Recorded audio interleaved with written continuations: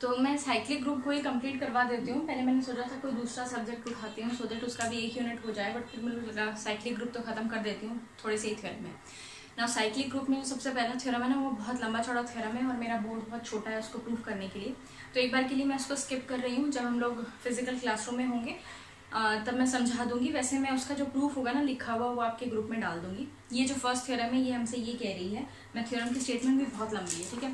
Theorem की statement कुछ ऐसे है दैट अगर कोई ग्रुप गिवन है आपको और ए का कोई एलिमेंट है ए ग्रुप का जिसका इनफाइनाइट ऑर्डर है, तो सारे जितने भी डिस्टिंक्ट एक्चुअली मैं समझा ही देती हूँ, ठीक है। फर्स्ट जो थ्योरम है वो कुछ ऐसे है कि मेरे पास कोई जी ग्रुप है और ए ग्रुप का एलिमेंट है, ठीक है। अब इसके दो केसेस हो जाएंगे, either the order of a is infinite, ठीक है, इन्फिनिट, और the order of a is finite which is an. तो अगर ये इन्फिनिट है ना तो ए की जितनी भी पावर होगी, पॉजिटिव नेगेटिव कुछ भी पावर, ठीक है, सारी पावर्स ये ग्रुप के मेंबर्स ही होंगे।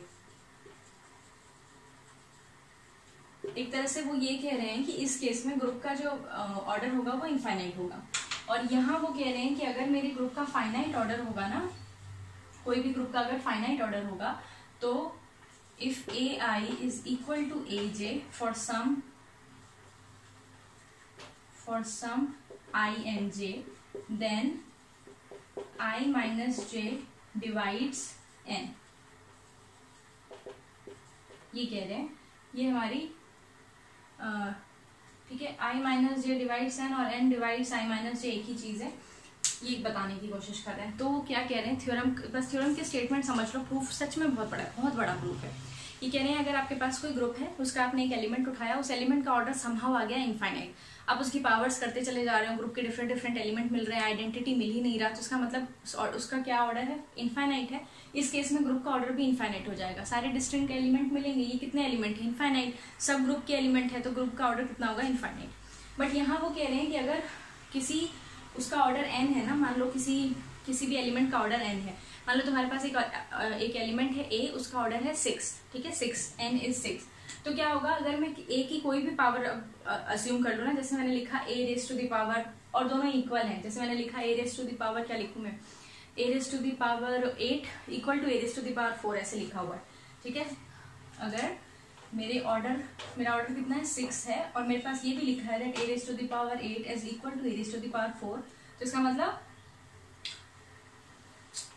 कुछ भी लिख देती हूँ मैं, कभी कभी इसको मैं ऐसे लिख सकती हूँ ना, आई और जे में लिख देते हैं ना, आई और j, if a raise to the power i is equal to a raise to the power j, तो एक चीज तो पक्की हो जाएगी दैट 6 डिवाइड्स आई माइनस 2, ये चीज पक्की हो जाएगी आपके पास, ठीक है। अगर मेरे ए का ऑर्डर फाइनाइट है और ए की पावर्स इक्वल है, तो जो पावर का डिफरेंस होगा ना वो एन, इसको ऐसे लिखो, then N divides i minus जे, तो ज्यादा सेंस बनेगा, एन डिवाइड्स आई माइनस जे, ठीक है। तो एक तो मुझे ये पता चल जाएगा कि आई माइनस जे जो होगा उसको एन डिवाइड करेगा, तो इससे आई माइनस जे की ना ये पता चल जाएंगे क्या क्या हो सकते हैं।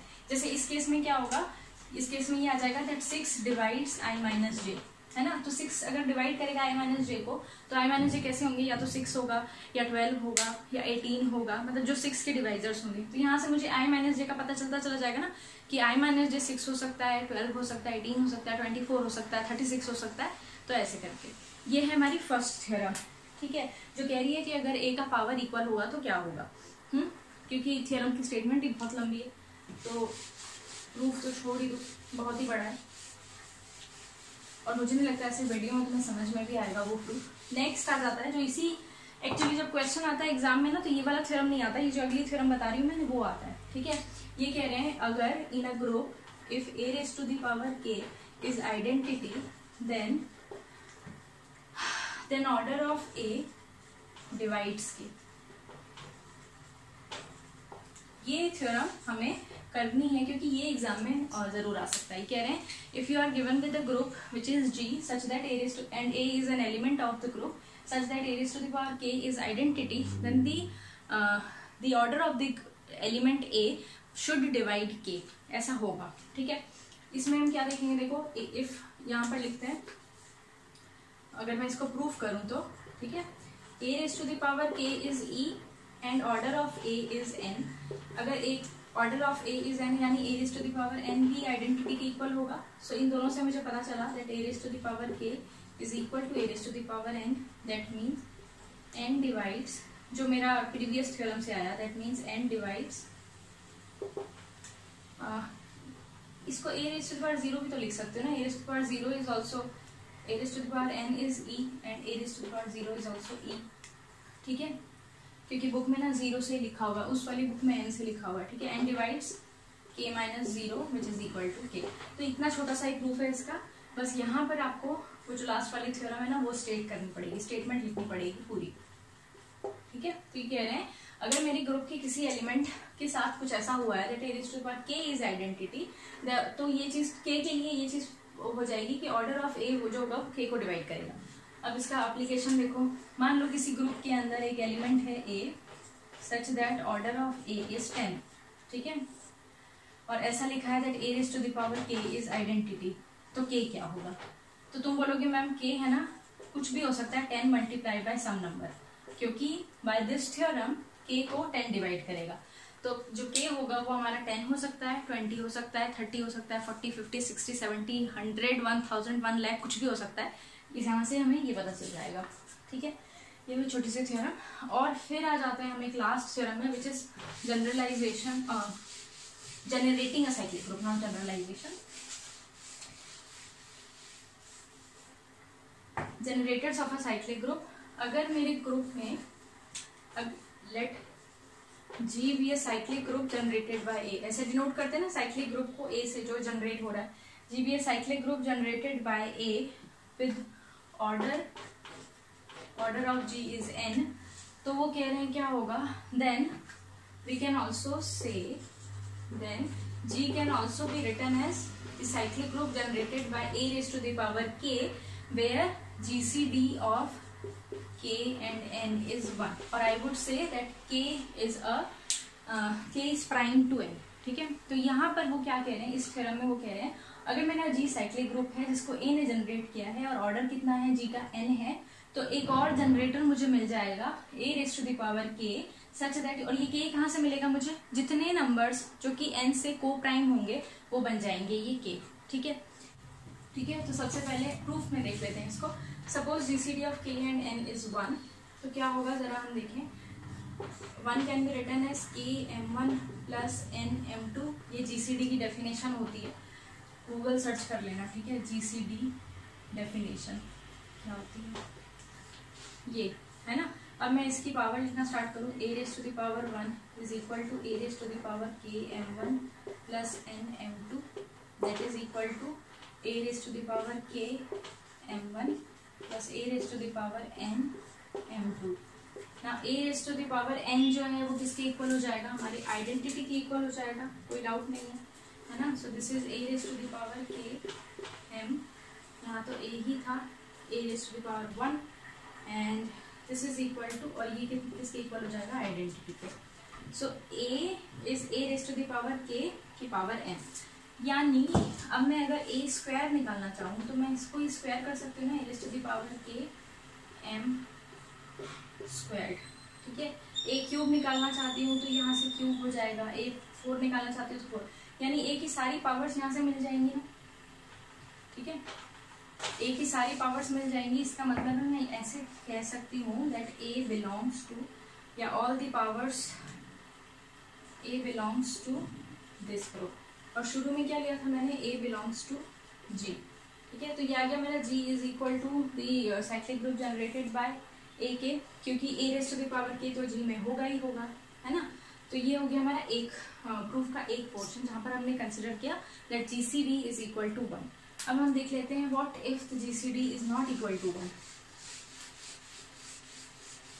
तुम प्रूफ की चिंता मत करो, मैं प्रूफ बुक वाला जो फोटो है ना वो भेज दूंगी अच्छे से, तब लिख लेना. अभी बस समझ लो. Now this is, suppose this is D which is greater than 1. Now mark pen सामना करके, दिस इज राइट D. अगर ये D के इक्वल है तो क्या होगा, I can write k as D times n1 and n as D times n2. ऐसे लिख सकती हूँ अगर मैं इसका इक्वल नहीं होगा तो. ठीक है, नाउ तो ये क्या, इससे हम क्या लिख सकते हैं, देखो a raise to the power k is a raise to the power dn1, a raise to the power n, a raise to the power dn2, ऐसा आ जाएगा। ठीक है, पावर्स ले ली इनकी। ठीक है, पावर्स लेने के बाद मेरे पास क्या आ गया, देखो जरा, अब मैं क्या कर रही हूँ, a raise to the power k का पावर n2 कंसिडर कर रही हूँ। ठीक है, तो a raise to the power k times n2 is a raised to the power dn1 times n2. This is a raised to the power n1 dn2. This is a raised to the power dn2 times n1 और a raised to the power dn2 है an raised to the power n1। ठीक है, ये कुछ ऐसा आ गया which is equal to identity, right? ये identity की equal आ गया। इसका मतलब क्या हो गया, order of a k is equal to n2, ये n2 के इक्वल आ गया ना यहाँ पर ऑर्डर, क्योंकि a raise to the power k का पावर n2 कर रहे हैं तो मुझे आइडेंटिटी मिल रहा है, तो ये n2 के इक्वल आ गया।